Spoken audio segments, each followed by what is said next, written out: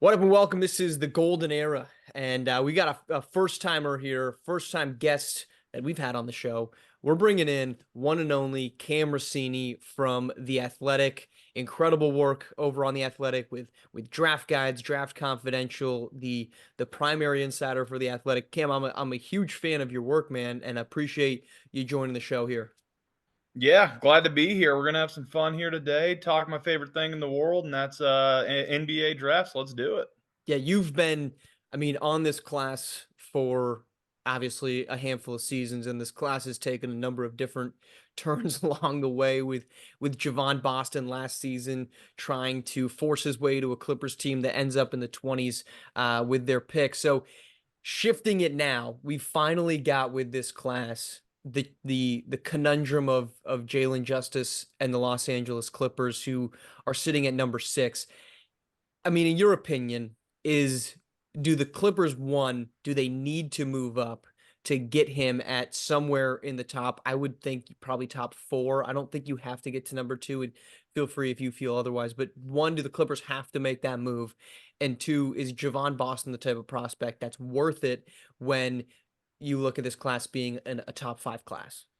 I mean, I do think that he's definitely a guy you're trying to move up for at all costs. I personally I think he's going number two. I don't know who's taking him there. I'm assuming the Clippers work out a deal, but I do think you've got to get up to two just because I do see a pretty big drop off to three, four, five. I feel like you can move them in any which way those three picks, but I think two is what you've got to get up to. So, I mean, if I'm the 76ers sitting at two, I'm licking my chops trying to get a deal done there. But I I'm wondering what it's going to take. I mean, if I'm the 76ers, I'm starting that conversation at Elijah Fostis and maybe a pick. And are they going to do that? Probably not. But I'm starting at the moon, and I'll settle for a little bit less. But I think they're going to have to get up to two to make a play at Boston. So if you're the Sixers, and here's where I come at it is if I'm the Clippers, I'm almost saying whatever the Sixers, because they got me over the barrel here. I don't think if you're Philadelphia moving out of the top 5, and again, you're the expert on this, tell me if I'm wrong, moving out of the top 5 is worth it because you're right. You could take Javon Boston there. You could try to, I guess you didn't say that, but you could try to convince him to play in Philadelphia. I think that's a lost cause. The guy literally went to a different continent to try to force his way to the Clippers. He's not going to play on the opposite side of a country. Um, if if you're the Sixers, if you move back to 6, is there that big of a loss in what you have at your disposal? Because Jermaine Rhodes is probably gone. Luis Kuzma is probably gone. Marquise Hightower is probably gone. And you're left taking what's left after that. Is it really worth it going back to 6 and taking one of those guys when you could say, look, well, we may not get all these future assets, but at least we get one of these 3 wings who we can put next to EJ Clarkson and really have a dynamic future with those two. I mean, it just depends how high they value a guy like Stephon Franklin or Jared Edwards. If they're not seeing a big drop off between those two guys and Javon Boston, then yeah, by all means, slide down to six. But at the end of the day, I don't think a kid 20 years old like Boston is really in a position to sit out of the NBA. Money's good in Europe, don't get me wrong, but it's life changing when you get into the NBA. And so he's not sitting out twice. I'll tell you that. And so I think that if I'm the 76ers, like I said, I'm demanding a king's ransom or I'm taking Javon Boston. So, I mean, you're not wrong. He also can't go anywhere. We're past that deadline date. So, Javon Boston is coming to the NBA, whether he likes it or not, and where he likes it or not. You mentioned, Stephon Franklin, Jared Edwards. If you are sitting at 6 and you're either the Clippers and trying to entice somebody to do it, or one of these top teams, whether that's Philadelphia, New Orleans, or Memphis, who is right there behind them that if you're Philadelphia or if you're Los Angeles, saying, look, you get to move back and you could take this guy. If I'm Philadelphia and I'm moving back, I'm probably taking, like I said, Stephon Franklin or Jared Edwards, but maybe they're in the position to slide back and then slide back even further. But you also have to play in the scenario that, hey, maybe Kuzma, Hightower, or Jermaine Rhodes is sitting there for you at 6. And that would be, I mean, if that happens, they slide back to 6, pick up assets, and are able to take a top 5 prospect. Like I see a clear cut top 5 right there. They'd be winners of the draft if they can make that move happen. Who who would be the most, and I want to get to the top guys in this class, like the top two guys in a second, but who would be the most likely candidate to infiltrate this top five and make a trade back to number six worth it for one of these teams in the top four right now? Let's call it. I don't see someone making it in, but if I had to, I think Didi McDice is clearly going number one, maybe number two. And so if a point guard needy team wants to slide up there and snag someone like Jaden Bibbs, I could see that. A team could fall in love with Trey Orton or Sol J. Crab if they need a big athletic big, play either the four or the five. I could see that, but I just don't see a need to try and jump to the top five for one of those guys. If that means Kuzma, Rhodes, and Hightower sitting down there at 6, I see teams trying to get to 6 rather than to that 3, 4, 5 slot. Right. So let's play that game. Let's say one of those three guys is sitting at six. Who was taken in the top five that moved Kuzma, Hightower, or Rhodes out of it? Man, that's tough. I think, like I said, I think it probably is Jaden Bibbs, Trey Okay. Orton, Sol J. Crab. But if you want to have me find a dark horse that maybe works his way in there, um, Matthias Gorbenko, a lot of people really like him. He's been shooting up draft boards. Yeah. You didn't get a lot of film on him when he was overseas, but now that he's been working out for teams, he's been rising up draft boards a little bit. um, people are starting to like him. I think I probably had him ranked a little bit low to start. But if I had to redo that, he'd definitely be in my top 10 now. He's the guy that I could see maybe crashing the party in the top 5. Yeah, you had Gorbenko as I get your draft guide up that we've got down linked in the description if you want to go take a look at it. I think you had Gorbenko at like 14, I want to Yep. say. Um, 15 now when you yeah, slide in Javon Boston yeah. and then Yeah, I mean, I like his game, and I think with any prospect outside of Didi McDyess, it kind of feels like there's always going to be a blemish on it. And Gorbenko's lone blemish is that he can't really shoot threes. 20% when he was over in Germany. Um, I don't think that that's a bad thing in the modern day NBA, particularly if you're a team in the top, let's call it top seven, where if you're sitting there as the Mavericks, if you're sitting there, maybe not the Mavericks because they do have Braylon Adams, who I think they really like. But if you're the Lights, or if you're the Pelicans with Tariq Wheeler, I think you could slot in just an athletic, super energy guy like Gorbenko and say, look, we're gonna beat dudes with physicality, athleticism, and we're just gonna get inside the paint at purely all costs. Or if you're a team like if you're somebody moving back, the Grizzlies or the Pistons particularly, where there's just so little there. There's nothing in the Grizzlies or Pistons roster outside of the Pistons with Yanni Giddens, the reigning rookie of the year. There's nothing that I'm looking at and saying, well, there's no way I could take him because that's going to clash with this player that I've got at his position.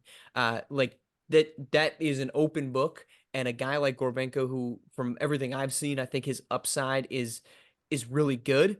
Is it guaranteed that he gets to that upside? Maybe not. But if I'm just going to get a 6'9", 244-pound athlete that can get, not necessarily athlete, but interior presence like Gorbenko is, I'm not going to hate that if I walk out of the draft, walk out of the lottery, and he's the name that's sitting on my draft card.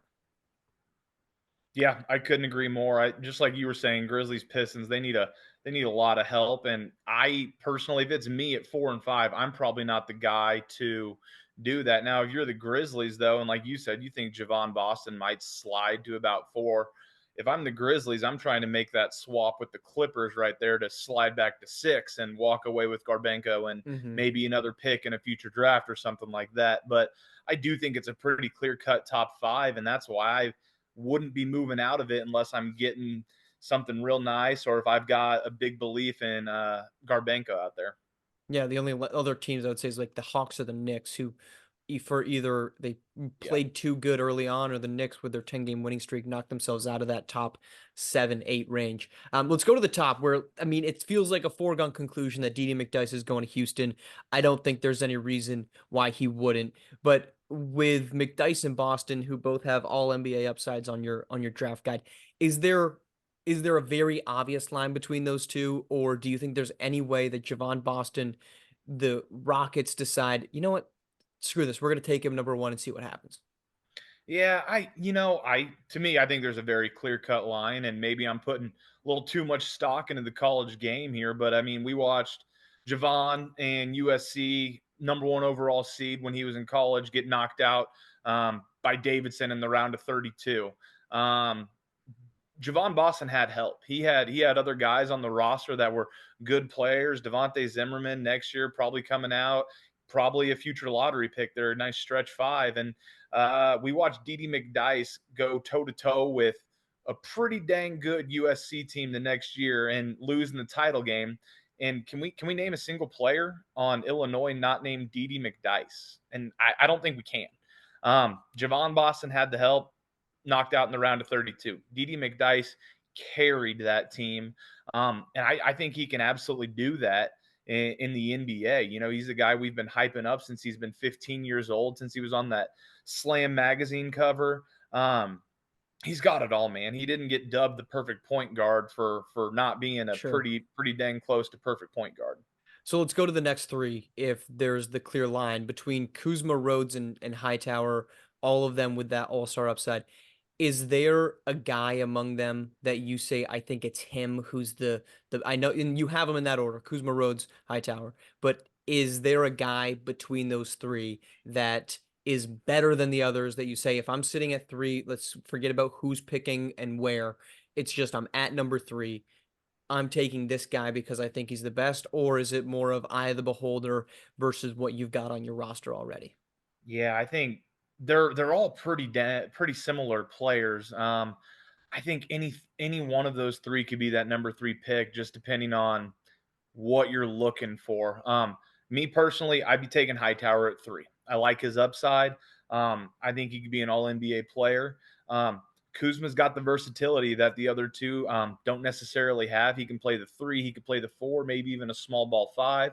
I think he's got 25 points per game written all over him when he settles in and starts getting acclimated to the game. And then Rhodes is clearly the best defender and probably the best shooter of the bunch. And so I don't think you're going wrong with any of the three. But if I had to rank my 3, 4, 5 at this point in time, I'd be taking Hightower for that upside. I love a shooter, so I'm probably going Rhodes and then Kuzma. And you're saying Rhodes, I mean, because his stats don't jump off the page, Jermaine Rhodes, as a great shooter. I mean, he shot 29.9% with Mizzou. Do you think that's just kind of an aberration, or you think that he is in fact, or is he the best of those 3-point shooters simply because the other guys aren't knocked down themselves? Yeah, I mean, I don't put a ton of stock into the how they shot in college. You got to look at who did he have on his team. It was him and Jalen Lockett, but every single night, Jermaine Rhodes was drawing your best defensive assignment day in and day out. Where Marcus Hightower, he had other guys to take the heat off of him. Mhm. And you know, Luis Kuzma, just a different type of game. So we're not paying close attention to that 3-point percentage, but Jermaine Rhodes, he's been working out with teams, and they said, you know, he was profiled as a shooter coming out of high school, and that's kind of what a lot of teams are seeing right now as they're getting him in for workouts. And so he's got a smooth stroke. It looks good. I think he could easily turn that weakness into a strength. All right, so let's this is not on the list of questions, but it sort of is. Let's take a top 6. Your first 6 players taken and the team. What are let's assume there's no trade. So Clippers stay at number 6. What would be your draft, your mock draft of 1 through 6 right now? Yeah, I think Rockets, no brainer. DD McDyess. I'm not going to spend a ton of time on that, but they've got a good young core. Darnell Geist is out there, and you know, pairing him with DD McDyess can't go wrong. Like I said before, 76ers at 2. No trading. EJ Clarkson looked like the real deal for him last year when he Mhm. finally got healthy. But outside of him, they're lacking a lot to build around. And so I think you've got to take Boston, who's got that all NBA upside. Pelicans at 3, like I said, it's not what I would do, but I think they need an outside threat, and they could use some help at the wing. I think Jermaine Rhodes would probably come in and be one of the better shooters on their team, and Hmm. probably the best defender they've got. And, you're never going to be mad you've got a 6'9" tweener on your team who can shoot the ball and defend. Okay. Um, Grizzlies, man, that lottery, that was a kick in the gut for them, Yeah. because nobody could use DD McDice or Javon Boston on that team more than them. And I think Kuzma is probably the safe pick, but they should probably go Hightower. I bet they swing for the fences. Hmm. They need someone to come in and change the franchise. I think Luis Kuzma is, like I said, probably all-star talent, but is he all-star talent if he's your number one? Probably not. I think he's probably more Robin than he is Batman, and it'll be a pretty good Robin, but I'm probably going Hightower out there because I think he's got the profile to be an alpha. Uh, Pistons, uh, Luis Kuzma sitting at 5 for the Pistons has got to be their dream. Hmm. Um, Impact player to position to pair alongside Gianni Giddens. That'd be a home run for him. I'd say is he slipping to 5? Probably not, but that's probably my number one fit in this top 5, top 6, is Luis Kuzma sliding into the Pistons there. And then if I'm the Clippers and that's the way it shakes out, and you were targeting a guy like Javon Boston, um, you're probably looking at something similar there. I think they probably look at Jared Edwards. Okay. Um, Jared is a guy that can go out there and get you a bucket. He's not afraid to chuck it. And it gives them another building block to pair alongside Elijah Fostis. And I think that's probably the way it shakes out if no one moves. But let's be honest, we're going to see some fireworks in this top 6, because I just don't think there's any chance the Clippers are standing pat at 6. Yeah, I'm with you on that one. So this would be my 6, and I'm just going no trade, but I'm under the assumption the Clippers find a way to move up. So this top 6 is not going to be accurate based off of that assumption, but I'm just going to assume Clippers get Javon Boston. So I'm taking him out of the running. I went McDyess off, like you said, number 1. I went Marquise Hightower, number 2. I like his upside. Yeah, there's some injury concerns, but he can play both the 3 and the 4. I think it's harder to find that type of guy, especially in a league where Jacoby Cleaves and Amari Swift are playing the 4. And we've seen those teams, at least the Suns, make a big swing to go get somebody in Malik Hightower who could play next to Jacoby Cleaves. So I'm taking Marquise Hightower there at 2. From the Pelicans, I kind of like Luis Kuzma because I feel like Jermaine Rhodes is a little bit like he's too similar to Baron Hunter, who you just Mhm. drafted. So I want to get somebody that's maybe not as athletically dominant, but can just play more on ball than Baron Hunter can do. Grizzlies, I had taken Jermaine Rhodes. I think he's the next best available, again, under the assumption that Javon Boston's not there. And then I had the Pistons taking Trey Orton. I like the opportunity for Orton to be a bit of a stretch 5 next to Giddens. They need shooting around that team. I think they kind of got the point guard position figured out, unless you're getting a superstar with Leo Jabrod. It, is Leo going to be an elite point guard? No, but I think he's 23. He's already at least a starting caliber point guard. I'm going to roll with that again until I find somebody who says I am definitely better, and I'm just not convinced Jaden Bibbs or Ira Mack or any of the point guards in this class are really going to be vastly better than what I've got there. And then I've just got Boston going to the Clippers. But like you said, I don't see a way that this class doesn't become or there's not, like you said, fireworks in the top of this, because there's no way the Clippers are standing pat. They've got their first at number 6 this season. They've got the Wizards first next year. They've got the Lakers pick next year. They've got their own pick in 2036. And 2035. So they got 3 first round picks next year, plus swaps with the Lakers in 36, and then their own in 37 and 38. I don't see a way in which they don't use some of that to just blow one of these teams away, and either one, hope that Javon Boston convinces one of these teams not to take him, or 2, they just see that draft capital like a team like the Grizzlies, who don't have their own first round pick until 2037 because of poor trades they made trying to go all in around John Morant, who's now playing in Miami. I don't see how that doesn't entice one of these sub teams to just say, okay, yeah, we'll move back to 6. We'll miss on one of these top guys, but at least we have pieces further down the line that we can go out and get. Let's go outside the lottery. We've spent a lot of time at the top, which I think is rightfully so. Give me three names that you're interested in that either you don't think are in the lottery or maybe people have put it up there, but further down your draft board, who do you like and why? I right off the top of my head, I like Cameron Pressey, out of Ohio State. He's got a lot of similarities. Probably not the prospect that Jalen House was last year, but a lot of similarities between Jalen House and him. And he moves really well off ball. And every team has a need for shooters. I could see him sneaking into the lottery, maybe at the tail end, but I think he's more of a late first rounder. He's a guy I'd be targeting towards the end of that. Donnie Trice of Davidson. That's another guy I'm pretty high on. He'll probably be a solid second rounder. Struggled at Davidson for about 3 years. Finally put it together in the NCAA tournament as a junior against who? Javon Boston. Knocked them out, sent him home packing.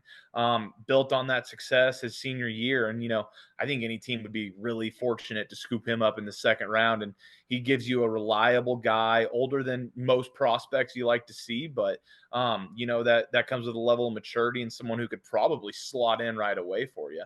And then DeMar Hagan, freshman out of Nevada. He's a guy that I am unsure why he has fallen down draft boards.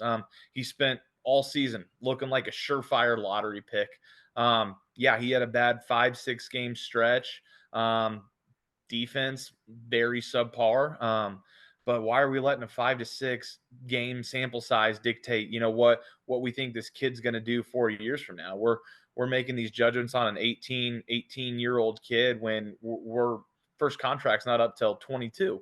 I think someone's getting a real nice discount on him. And maybe it's all smoke and mirrors and he ends up in the lottery, but I've heard a lot of traction of him slipping pretty far, and I just think that doesn't make sense to me. Yeah, I think those are good ones. The three that come to my mind, Dorian Knight, he had his, personality issues at Kentucky. Dealt with some off-court issues, but he's the best three-point shooter in this class, 42% from deep. He's just fine athletically. He's not a great defender, but he doesn't do anything terribly. I like him coming in, especially if you're sitting maybe mid-teens, early 20s, and you can say, look, we're going to get a shooter at 6'7", 209, who, if we put into our system and make him a competent defender, that 6'7", 209 is good enough for me to think he can spot up on a four every now and again and slide down to defend a bigger two. And I just like that versatility on the defensive side of the ball. Equally, it will stay in Kentucky where Derek Hardaway, I think he's kind of tiptoed down draft boards a little more than I expected to. He's already shown at Kentucky that he could come off the bench, which he did. Good score, efficient score. His shooting isn't great, but it's also not terrible. And the one thing that teams want is an ability for somebody to step in and make buckets. And Derek Hardaway, with the ball in his hand, can most certainly get you a bucket or two more often than not. And so if you're a building team in the late lottery or just outside of it, and you're saying, I got to find who's going to operate off the bench, I think it's Hardaway. Last guy for me, I'm a big fan of Antoine Okoro because you can't teach athleticism. I think that can go two ways.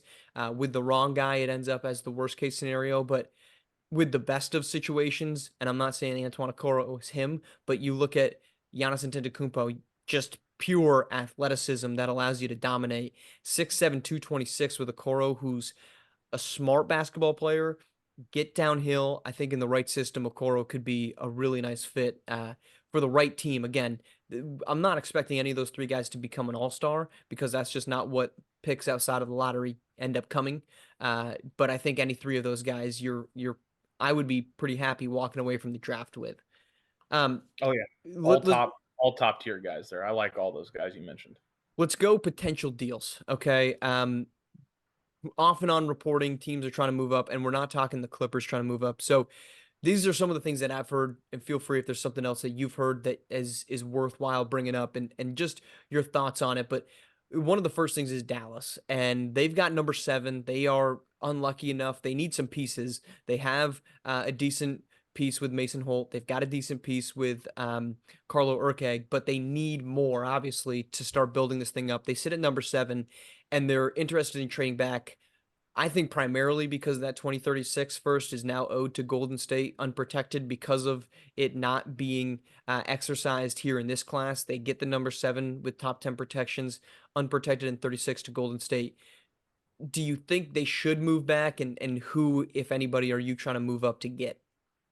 Yeah, I think the Mavs are prime candidate to slide back. The issue that you have there is who wants to slide up to 7 when you anyone 7 through 11, that could go in any order. I think we'll Mhm. have a little bit of trouble sliding back, but I think they should be trying to slide back. Like you said, Mason Holt looks pretty nice. They need shooting guard, they need power forward. So if Jared Edwards is sitting there at 7, I don't know how you turn that away, but maybe Mhm. he goes top 6, and then I think they could slide back and maybe to the 12, 13, 14 range, pick up a pick, and hopefully one of those centers is still there, the top centers. If not, then you might be tearing down on centers and looking at Rashawn Snyder, Elijah McCoy, Easy Muesli, and maybe you're in that next tier. But I think a perfect scenario, they're looking at Trey Orton, Sol J. Crab, or Simon Beneman if they can just slide down a few picks and add an extra asset. All right, next one is Charlotte. I mean, I think they're a very popular one sitting at number 12. Um, they've got the point guard of the future. They've got the center of the future. I think they've had a really nice find in Kelvin Rhodes at the 2. I think their backup point guard, Quincy Cross, who was a sixth man of the year winner 2 years ago, is great. I think there's been really great development out of Frederick Liggins at the 4. So it kind of says, hey, we need to go get a 3. At 12, do you think that there's any team that they could actually entice with that pick, or a player that could entice somebody outside of the lottery with a top wing or just a starting caliber wing to move up into that 12 and say, okay, we gave up, let's say you're Indiana, who needs to say, well, we've got to find a way to get some more pieces in here. Is there a way that you could convince an Ibrahim Mobley for number 12 type of deal? And who are you moving up to get there? You know, I'm not sure that there's a trade to be done with the Hornets there. I know they're actively trying to shop for that wing, but I don't know if anyone's moving a Ibrahim Mobley to make that deal. I think maybe if it's like your fifth best player on the team, but I think the Hornets want someone to be able to make that impact Right. next to Robert Mack, and so I don't think a deal gets done with them. I think they hold their breath. Maybe Stephon Franklin's there for him. Maybe Jared Edwards is there for him. Um, I, I, it would not surprise me one bit to watch them stay in 12 spot and then take a center, take a center or 4. Robert Mack, he's dealt with those injuries before, and we kind of see that. That's why they're picking this high right now. They need some depth behind him, but if he's healthy, along with maybe it is a Trey Orton or a Simon Beneman or Sol J. Crab. That's a really scary front court that you've got to deal with while they're out on the floor together. All right, last one. The Raptors. I mean, the most recent report is that Jalen Justice wants to be a free agent next season. That does not mean he's demanded a trade. I think that his camp has made that very clear. He's not demanding a trade to go to any one situation. He simply is not going to sign an extension. He's not ruling out returning to Toronto. He just wants to be a free agent. So if you're Toronto, you've got the expected free agency next summer. You've got Ezekiel Morrow entering free agency this summer. Do you trade him now for a pick, let's say in the lottery, or any pick in this first round? And where would you like the Wolves are the only lot or playoff caliber team right now that's in the lottery. They just made it. They have the Wizards pick.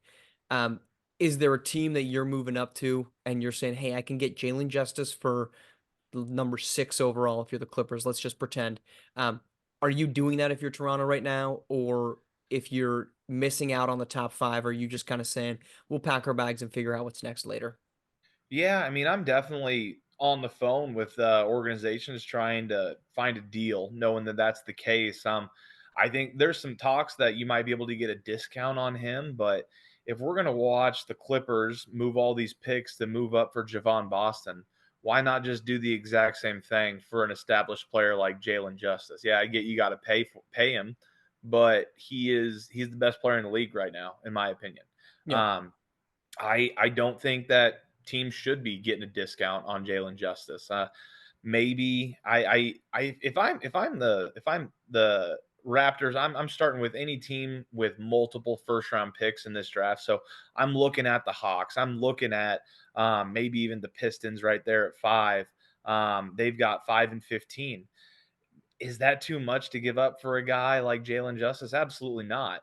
But yeah, you run the risk of him not re-signing. So I'm assuming an extension's coming before any deal is in place. But I'm starting with anyone in that top 5 first and foremost, and then anyone with multiple first round picks because I think he's too good of a player to be giving teams a discount on that, in my Sure. opinion.